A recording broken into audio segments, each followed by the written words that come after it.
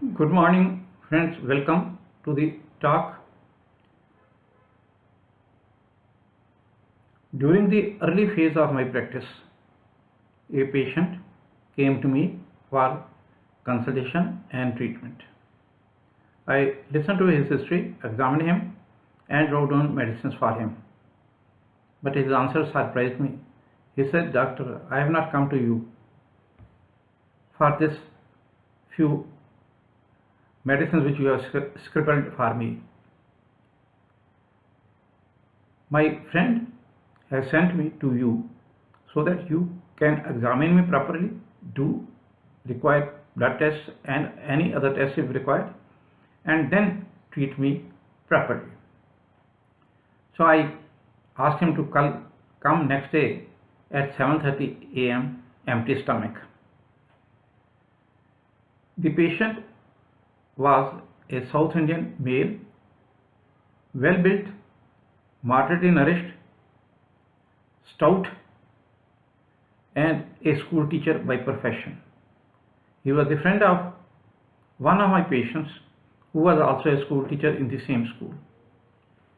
She used to come to me regularly for her day-to-day problems, and that is how she referred this person to me.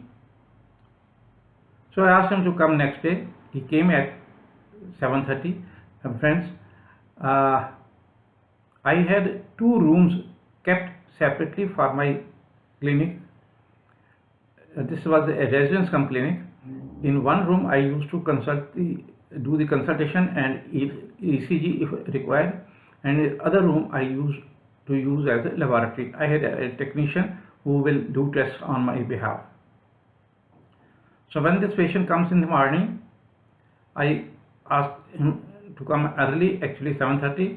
By that time, my technician does not come. So I took the patient to the other room in which I housed a laboratory. I made the patient sit down on the bed. I tied a tourniquet to the left upper arm. The vein was quite prominent. So I entered the vein without any problem and started withdrawing the blood. I had hardly drawn about half ml of blood. That patient started groaning. I asked him what has happened, but he fell down on the bed. The needle came out of the vein and blood started dripping from the vein. As I told you, the vein was quite prominent one. Tourniquet was still in place, so I quickly removed the tourniquet, put cotton on the punctured site, and flexed the arm to put pressure on this. Meanwhile, the patient was gasping. I put my stethoscope on his heart and found that heart stopped.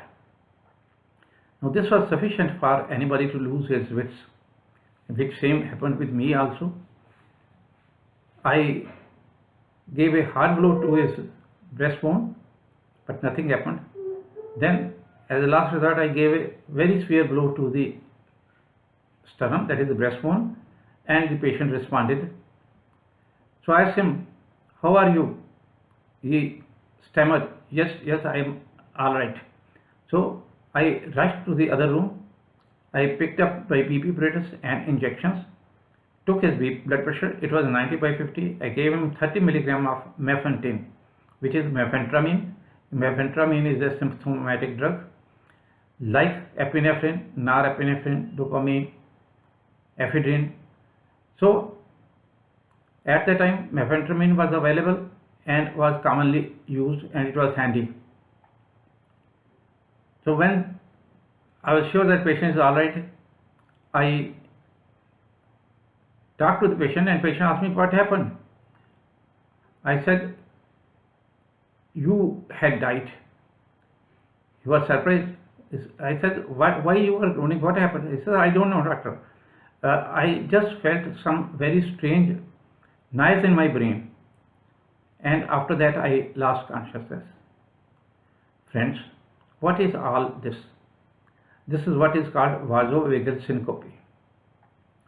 When the fibers of the vagus nerve get stimulated, they take the message to the brain where the brain sends message back through the other type of fibers, and the heart slows down and blood pressure falls. When blood pressure falls, the blood supply to the brain becomes less.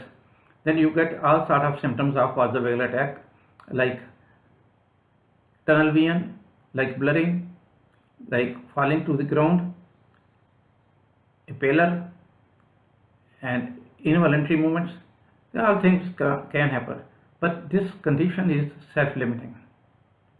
And as the patient falls to the ground, the blood supply to the brain is restored and the patient becomes normal. It is a very short-lived situation.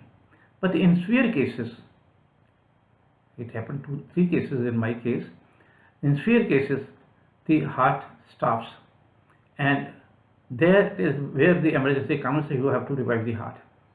During my post-graduation, I was reading the cardiology by Charles D. Friedberg when I was at AIMS, and I read that in such situations, give a hard blow to the chest. That is what I did. But also remember that my patient did not have any heart problem. If he had heart problem, the situation would have been different. But even if there was heart problem, the treatment remains the same. The result would have been different, or the patient would have been revived or not revived. That is a different matter. But the approach was right. I learned a lesson of my lifetime from this situation, that for future I used to take blood by making the patient lie down on the bed. I used to keep medicines like atropine and epinephrine handy. In very sensitive cases, I used to fill up the syringes with atropine and epinephrine, so that the time in filling the syringes is does not come an obstacle. So this all is done to cut the time period in giving the assistance to the patient. What is vasovagal syncope and what happens? Vagus nerve is a mixed nerve. It is the longest cranial nerve, starting from the brain right up to the toe. Both fibers run in the nerve. The one which takes the sensations to the brain, that is the afferent fibers, and the ones which bring the messages from the brain, that is the efferent fibers. The vagus nerve has got 3 nucleus in the brain. In fact, it has got 4 nuclei, but 3 are important: nucleus ambiguous, nucleus solitarius, and dorsal nucleus of the vagus nerve. The vagus nerve controls our functions like respiration, like heartbeat. It controls swallowing, it controls coughing, sneezing. All these functions are controlled by the vagus nerve. So I show you here in the diagram what is the vagus nerve and how it should look. Where is the nucleus of the vagus nerve? Now see this diagram. This is the broad portion. This is called pons. P-O-N-S is the pons, and above the pons, this area is called midbrain, and below the pons, this area is called medulla oblongata. It is oblong, that is why it is called medulla oblongata. Medulla is M-E-D-U-L-L-A, and pons is P-O-N-S. Midbrain you understand very well. These 3 are in line, and they form what is called as the brain stem. Now the cortex is above this. Our thinking, our speech, they are all situated higher up above this, what we call as the cerebral cortex or cerebral hemisphere.